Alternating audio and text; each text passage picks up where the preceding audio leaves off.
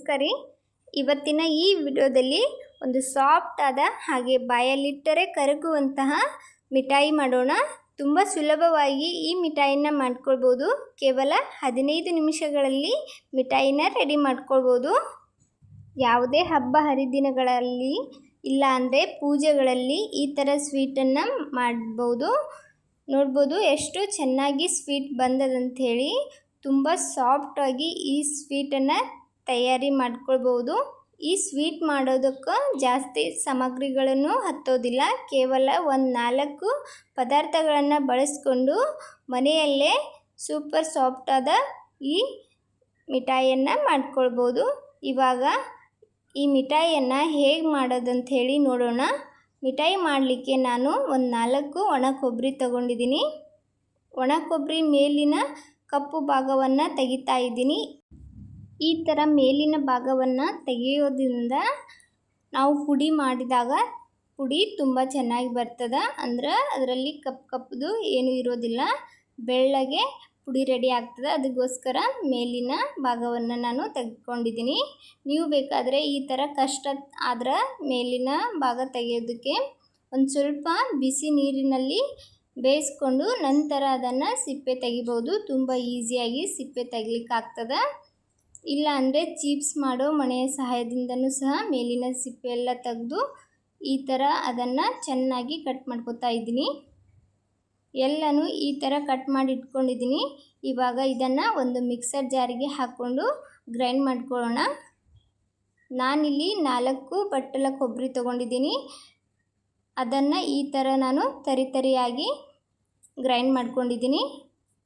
ನೋಡ್ಬೋದು, ಹೊರಗಡೆ ಸಿಗುತ್ತಲ್ಲ ಕೊಬ್ಬರಿ ಕಿಸ್ ಅಂಥೇಳಿ, ಅದೇ ಥರ ರೆಡಿ ಆಗ್ಯದ.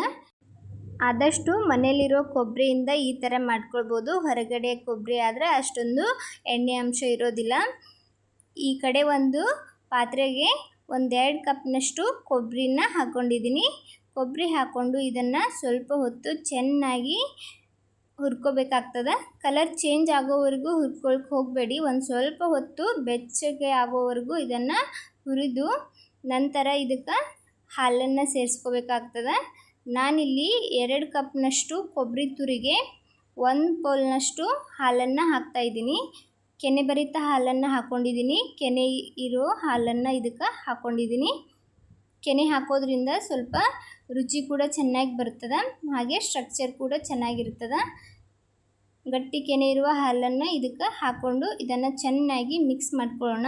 2 ಕಪ್ಪಿಗೆ 1 ಕಪ್ನಷ್ಟು ಹಾಲನ್ನು ನಾನಿಲ್ಲಿ ಹಾಕ್ಕೊಂಡಿದ್ದೀನಿ. ಇವಾಗ ಇದನ್ನು ಚೆನ್ನಾಗಿ ಮಿಕ್ಸ್ ಮಾಡ್ಕೊಳ್ಳೋಣ. ಗ್ಯಾಸನ್ನು ಮೀಡಿಯಮ್ ಫ್ಲೇಮಲ್ಲಿ ಇಟ್ಕೊಂಡು ಇದೇ ಥರ ಚೆನ್ನಾಗಿ ತಿರುಗಿಸ್ತಾ ಇರಬೇಕು. ಗ್ಯಾಸನ್ನು ಹೈ ಫ್ಲೇಮಲ್ಲಿ ಇಟ್ಕೊಳಕ್ಕೆ ಹೋಗಬೇಡಿ. ಒಮ್ಮೆಲೆ ಕೊಬ್ಬರಿ ಹೊತ್ಬಿಡೋ ಚಾನ್ಸ್ ಇರುತ್ತೆ. ಅದಕ್ಕೋಸ್ಕರ ಗ್ಯಾಸನ್ನು ಮೀಡಿಯಮ್ ಫ್ಲೇಮಲ್ಲೇ ಇಟ್ಕೊಂಡು ಕೈ ಬಿಡದೆ ಇದೇ ಥರ ಇದನ್ನು ಕೈಯಾಡಿಸ್ತಿರ್ಬೇಕು. ಚೆನ್ನಾಗಿ ಇದನ್ನು ಮಿಕ್ಸ್ ಮಾಡ್ತಾ ಇರಬೇಕು. ಇವಾಗ ನೋಡ್ಬೋದು, ಹಾಲಿನ ಅಂಶ ಏನೂ ಕಾಣ್ತಾ ಇಲ್ಲ, ಚೆನ್ನಾಗಿ ಗಟ್ಟಿಯಾಗಿದೆ. ಪೂರ್ತಿ ಉದುರಾಗಿ ಆಗೋವರೆಗೂ ಇದು ಬಿಡಕ್ಕೆ ಹೋಗಬೇಡಿ. ಈ ಥರ ಸ್ವಲ್ಪ ಹಸಿ ಅಂಶ ಇರೋವಾಗ ಇದಕ್ಕೆ ಸಕ್ಕರೆ ಸೇರಿಸ್ಕೋಬೇಕಾಗ್ತದೆ. ನೋಡ್ಬೋದು, ಈ ಕನ್ಸಿಸ್ಟೆನ್ಸಿ ಬಂದ ನಂತರ ಇದಕ್ಕೆ ಸಕ್ಕರೆಯನ್ನು ಸೇರಿಸ್ತಾ ಇದ್ದೀನಿ. ನಾನಿಲ್ಲಿ 2 ಕಪ್ ಕೊಬ್ಬರಿ ತೊಗೊಂಡಿದ್ದೀನಿ. ಅದಕ್ಕೆ 1 ಕಪ್ನಷ್ಟು ಸಕ್ಕರೆ ತೊಗೊಂಡಿದ್ದೀನಿ. 2 ಕಪ್ಪು ಕೊಬ್ಬರಿಗೆ 1 ಕಪ್ನಷ್ಟು ಹಾಲು ಹಾಗೆ 1 ಕಪ್ನಷ್ಟು ಸಕ್ಕರೆಯನ್ನು ತೊಗೊಂಡಿದ್ದೀನಿ. ಒಂದು ಬೌಲ್ ಪೂರ್ತಿಯಾಗಿ ಸಕ್ಕರೆ ಇದಕ್ಕೆ ಹಾಕ್ಕೊಂಡಿದ್ದೀನಿ. ನೀವು ಸ್ವೀಟ್ ಜಾಸ್ತಿ ತಿನ್ನೋರಾದ್ರೆ 1.5 ಕಪ್ ಸಕ್ಕರೆನ ಬಳಸ್ಬೋದು. ಈ ಕೊಬ್ಬರಿ ಮಿಠಾಯಿಗೆ 1 ಕಪ್ನಷ್ಟು ಸಕ್ಕರೆ ಕರೆಕ್ಟ್ ಆಗ್ತದೆ. ಸ್ವೀಟ್ ಜಾಸ್ತಿ ತಿನ್ನೋರಾದರೆ ಇನ್ನೂ ಸ್ವಲ್ಪ ಜಾಸ್ತಿ ಹಾಕ್ಕೊಳ್ಬೋದು. ಸಕ್ಕರೆ ಹಾಕಿದ ನಂತರ ಇದು ಮತ್ತೆ ಸ್ವಲ್ಪ ಅಳಸಾಗ್ತದೆ. ಗ್ಯಾಸನ್ನು ಮೀಡಿಯಮ್ ಫ್ಲೇಮಲ್ಲಿ ಇಟ್ಕೊಂಡು ಇದನ್ನು ಚೆನ್ನಾಗಿ ಈ ಥರ ಮಿಕ್ಸ್ ಮಾಡ್ತಾ ಇರಬೇಕು.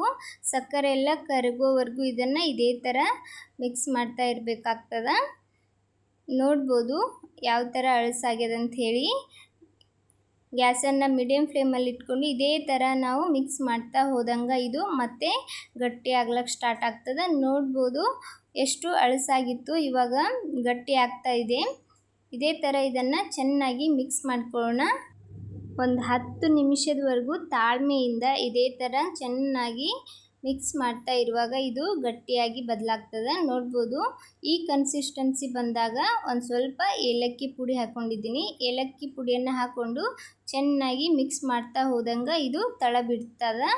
ಇದಕ್ಕೆ ನಾನು ತುಪ್ಪ ಏನು ಹಾಕ್ಲಕ್ಕೆ ಹೋಗಿಲ್ಲ, ಯಾಕಂದರೆ ಕೊಬ್ಬರಿಯಲ್ಲಿ ಜಾಸ್ತಿ ಎಣ್ಣೆ ಅಂಶ ಇರೋದ್ರಿಂದ ತಾನಾಗಿಯೇ ತಳ ಬಿಡ್ತದೆ. ಅದಕ್ಕೋಸ್ಕರ ನಾನು ತುಪ್ಪ ಏನು ಆ್ಯಡ್ ಮಾಡ್ಲಕ್ಕೆ ಹೋಗಿಲ್ಲ. ನೋಡ್ಬೋದು ತಳ ಎಷ್ಟು ಚೆನ್ನಾಗಿ ಬಿಡ್ತಿದೆ ಅಂಥೇಳಿ. ಇವಾಗ ಇದು ರೆಡಿ ಆಗ್ಯೋದಿಲ್ಲ ಅಂಥೇಳಿ ನೋಡ್ಕೊಳ್ಳೋಕ್ಕೆ ಒಂದು ಸ್ವಲ್ಪ ಈ ಥರ ಕೈಯಲ್ಲಿ ಹಿಡಿದು ನೋಡ್ಕೋಬೇಕಾಗ್ತದೆ. ಅದು ಉಂಡೆ ಥರ ಆಗಬೇಕು. ಉಂಡೆ ಥರ ಆಗ್ತಾ ಇದ್ದರೆ ಅದು ರೆಡಿ ಆಗ್ಯದ ಅಂಥೇಳಿ ಅರ್ಥ. ಇವಾಗ ನೋಡ್ಬೋದು ರೆಡಿ ಆಗಿದೆ. ಇದನ್ನು ಒಂದು ಪ್ಲೇಟ್ಗೆ ಸ್ವಲ್ಪ ತುಪ್ಪ ಹಚ್ಕೊಂಡಿದ್ದೀನಿ. ಆ ಪ್ಲೇಟ್ಗೆ ರೆಡಿ ಆಗಿರುವಂಥ ಕೊಬ್ಬರಿ ಮಿಠಾಯಿಯನ್ನು ಹಾಕ್ಕೊಂಡು ಅದನ್ನು ಚೆನ್ನಾಗಿ ಈ ಥರ ಪ್ಲೇನಾಗಿ ಮಾಡ್ಕೋಬೇಕಾಗ್ತದೆ. ಮೇಲ್ಗಡೆ ಯಾವುದಾದ್ರೂ ಪ್ಲೇನ್ ವಸ್ತುವಿಂದ ಈ ಥರ ಶೇಪ್ ಮಾಡ್ತಾಯಿದ್ದೀನಿ. ಕಡ್ಜ್ಗಿ ಸಹಾಯದಿಂದ ನಾನು ಸ್ಕ್ವೇರ್ ಶೇಪಾಗಿ ಮಾಡ್ಕೊಂಡಿದ್ದೀನಿ. ಇವಾಗ ಇದನ್ನು ತಣ್ಣಗಾಗೋದಕ್ಕೆ ಬಿಡಬೇಕಾಗ್ತದೆ. ಒಂದು 10 ನಿಮಿಷ ಬಿಟ್ಟರೆ ಸಾಕು, ಇದು ತಣ್ಣಗಾಗ್ತದೆ. ಪೂರ್ತಿ ತಣ್ಣಗಾಗೋವರೆಗೂ ಇದನ್ನು ಕಟ್ ಮಾಡದೇ ಇರಬೇಡಿ. ಒಂದು ಸ್ವಲ್ಪ ಬಿಸಿ ಇರುವಾಗಲೇ ಬೆಚ್ಚಗೆ ಇರ್ತದಲ್ಲ, ಅದೇ ಟೈಮ್ದಾಗ ಇದನ್ನು ಕಟ್ ಮಾಡ್ಕೊಳ್ಳೋಣ. ನಿಮಗೆ ಯಾವ ಶೇಪಲ್ಲಿ ಬೇಕು ಆ ಶೇಪಲ್ಲಿ ಕಟ್ ಮಾಡ್ಕೊಳ್ಬೋದು. ನಾನಿಲ್ಲಿ ಈ ಥರ ಇದನ್ನು ಕಟ್ ಮಾಡ್ಕೊಂಡಿದ್ದೀನಿ. ನೋಡ್ಬೋದು ಇವಾಗ ಕೊಬ್ಬರಿ ಮಿಠಾಯಿ ರೆಡಿ ಆಗ್ಯದ. ಎಷ್ಟು ಚೆನ್ನಾಗಿ ಬಂದದ ಅಂಥೇಳಿ. ತುಂಬ ಸಾಫ್ಟಾಗಿ ಬಂದಿತ್ತು. ಪರ್ಫೆಕ್ಟಾಗಿ ಈ ಕೊಬ್ಬರಿ ಮಿಠಾಯಿ ಬಂದಿತ್ತು. ನೋಡ್ಬೋದು ಯಾವ ಥರ ಶೇಪ್ ಆಗ್ಯದ ಅಂಥೇಳಿ. ಎಷ್ಟು ಸಾಫ್ಟಾಗಿ ಬಂದದಂತ ನೋಡ್ಬೋದು. ಬಾಯಲ್ಲಿಟ್ಟರೆ ಕರಗ್ತದ, ಅಷ್ಟು ಚೆನ್ನಾಗಿ ಈ ಕೊಬ್ಬರಿ ಮಿಠಾಯಿ ಬಂದಿತ್ತು. ನೀವು ಸಹ ಒಮ್ಮೆ ಟ್ರೈ ಮಾಡಿ. ತುಂಬ ಸುಲಭವಾಗಿ ಮಾಡ್ಕೊಳ್ಳುವಂಥ ರೆಸಿಪಿ. ಟ್ರೈ ಮಾಡಿ ಹೇಗಾಗಿತ್ತಂಥೇಳಿ ಕಮೆಂಟ್ ಮಾಡೋದು ಮಾತ್ರ ಮರಿಬೇಡಿ. ಈ ಸ್ವೀಟ್ ರೆಸಿಪಿ ನಿಮಗೆ ಇಷ್ಟ ಆಗ್ಯದ ಅಂದ್ಕೊಂಡಿದ್ದೀನಿ. ಇಷ್ಟ ಆದ್ರೆ ಒಂದು ಲೈಕ್ ಕೊಡಿ. ಇದೇ ಥರದ ಇನ್ನಷ್ಟು ರೆಸಿಪಿಗೋಸ್ಕರ ರಮ್ಯಾ ಮನೆ ಅಡುಗೆ ಚಾನಲನ್ನು ಸಬ್ಸ್ಕ್ರೈಬ್ ಮಾಡ್ಕೊಳ್ಳಿ. ನನ್ನ ವಿಡಿಯೋ ಯಾರೆಲ್ಲ ನೋಡ್ತಾ ಇದ್ದೀರಾ ಎಲ್ಲರಿಗೂ ಧನ್ಯವಾದಗಳು.